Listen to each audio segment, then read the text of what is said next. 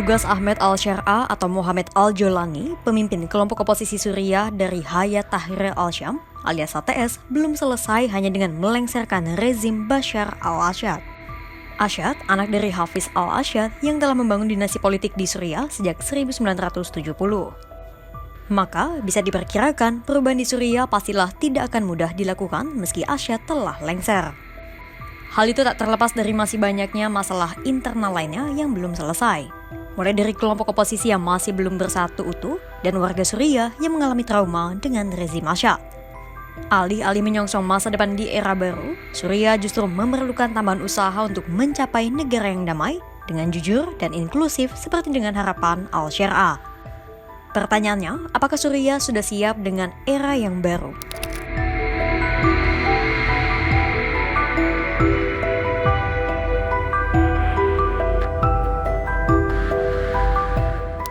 Desember 2024 menjadi hari bersejarah bagi Suriah ketika pemimpin HTS Ahmed al-Shar'a alias Mohamed al-Jolani mendeklarasikan kemenangan atas rezim Assad di Masjid Umayyad.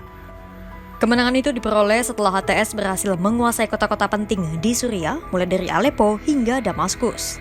12 hari yang mampu membayarkan perjuangan mereka selama puluhan tahun lamanya. Dalam pidato kemenangannya, al-Shar'a menegaskan bahwa Suriah akan meluruhkan unsur Iran dan Rusia dalam pemerintahan baru mendatang. Al-Shar'a juga menyatakan bahwa ia tak berminat untuk membawa Suriah dalam babak baru peperangan. Menurutnya, rakyat Suriah sudah terlampau lelah dan terluka. خوفات عندهم ان شاء الله البلد رح تنبنى خوف كان من وجود النظام اليوم زاد الحمد لله بالعكس البلد رايحه للاعمار ان شاء الله وراح الاستقرار الطويل تعبت سوريا من الحرب فهي مو جاهزه ابدا لتدخل في الحروب ولا ناويه تدخل في الحروب اطلاقا على العكس مصدر القلق كان فيها هو تواجد ميليشيات الايرانيه وميليشيات حزب الله ووجود النظام نفسه اللي قام بالمجازر اللي شايفينها اليوم فزواله هو الحل اطمئنان لسوريا مو بقاء كان ووجودنا الجديد نحن الحمد لله ما هو غير مثير لاي قلق ان شاء الله ما ينبغي ان يكون هكذا. Kemenangan HTS atas rezim Assad bukanlah puncak dari perjuangan kelompok oposisi. Kemenangan itu justru menjadi pintu pembuka pada era baru pembangunan Suriah. Mampukah HTS mengkonsolidasikan kekuatan dari seluruh pemangku kepentingan di Suriah?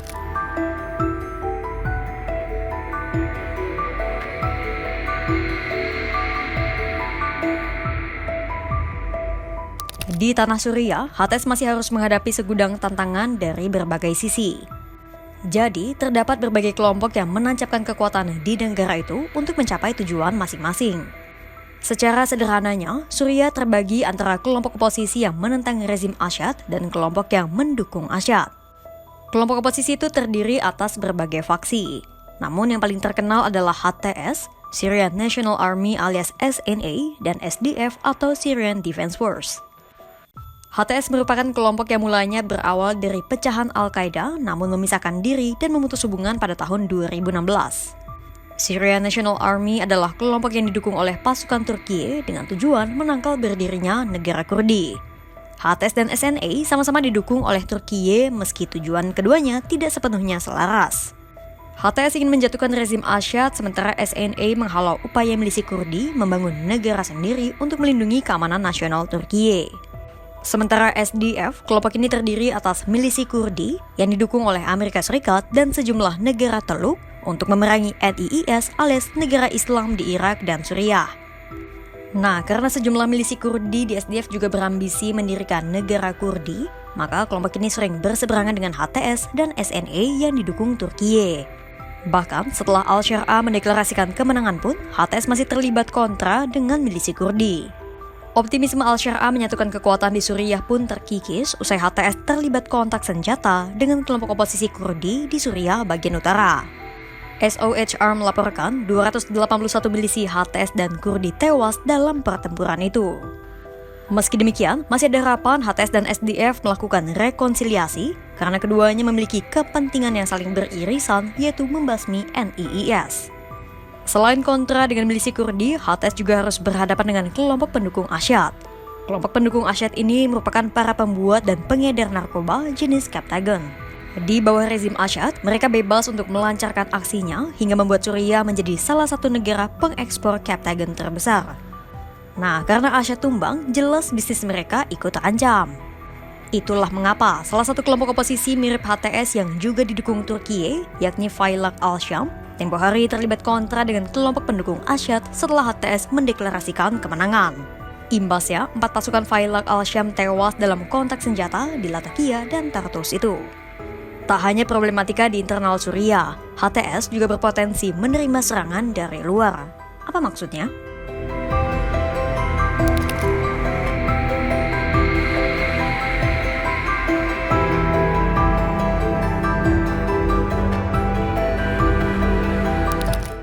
Nah, kalau tantangan dari luar datang dari NIIS alias ISIS, Israel, dan Amerika Serikat.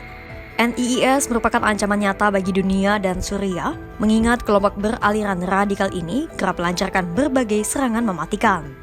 Maka tak heran jika NIIS dicap sebagai kelompok teroris oleh berbagai negara. NIIS seolah menjadi sel kanker ganas yang berpotensi menjegal mimpi HTS membawa Suriah menjadi negara damai. Selain NIIS, Suriah juga berurusan dengan Israel yang telah mencaplok sebagian wilayah dataran tinggi Golan pada perang di masa lalu. Kehadiran Israel di zona demilitarisasi dataran tinggi Golan membuat Suriah was-was khawatir Tel Aviv akan memanfaatkan situasi Suriah yang belum stabil dengan mencaplok lebih banyak wilayah perbatasan Suriah dan Israel. Meski demikian, Israel mengeklaim pengerahan pasukan di dataran tinggi Golan hanya akan berlangsung sementara. Selain NIIS dan Israel, HTS juga memiliki tantangan untuk memastikan kepada dunia, terutama Amerika Serikat, bahwa kelompok mereka sudah bersih dari unsur Al-Qaeda.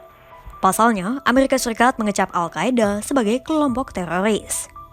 Walau HTS telah memutuskan hubungan dengan Al-Qaeda sejak tahun 2016, namun kecurigaan Amerika Serikat masih belum sepenuhnya hilang. Meski demikian, Amerika Serikat tetap menunjukkan dukungan terhadap transisi pemerintahan Suriah. Bahkan pada Minggu 15 Desember 2024, Menteri Luar Negeri Amerika Serikat Antony Blinken telah menggalang dukungan dunia untuk menjaga kestabilan transisi pemerintah Suriah.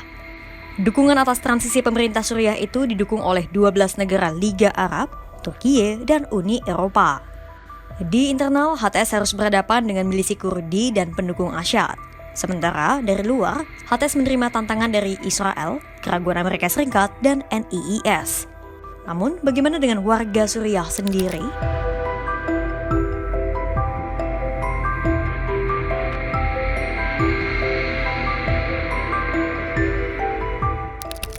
Rakyat Suriah nampaknya masih menjaga optimisme mereka terhadap persatuan Suriah. Di seluruh masjid Suriah, para tokoh agama terus menyerukan persatuan dan meminta agar rakyat menyerahkan senjata sebagai tanda negara memasuki masa damai. Seorang imam Sunni di Latakia, Khalid Kamal pun menyatakan bahwa warga Suriah siap menyambut presiden baru dari kelompok manapun. Entah sosok itu berasal dari kelompok Sunni, Syiah maupun Kristen. Yang penting, presiden Suriah selanjutnya harus dipilih melalui pemilu yang jujur dan inklusif. Di ibu kota Damaskus pun situasi mulai kembali tenang.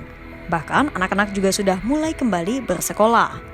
Meski jumlahnya masih di bawah 30%, namun diharapkan tingkat kembalinya anak ke sekolah akan meningkat secara bertahap seiring berjalannya waktu. Suriah masih menghadapi segudang tantangan meski rezim Asyad telah ditumbangkan kelompok oposisi. Namun, masalah dari dalam maupun luar masih menjadi PR besar negara ini. Lantas, mampukah HTS mengkonsolidasikan kekuatan dan menyatukan seluruh Suriah menuju perdamaian? Simak terus perkembangannya hanya di kanal YouTube Kompas.com.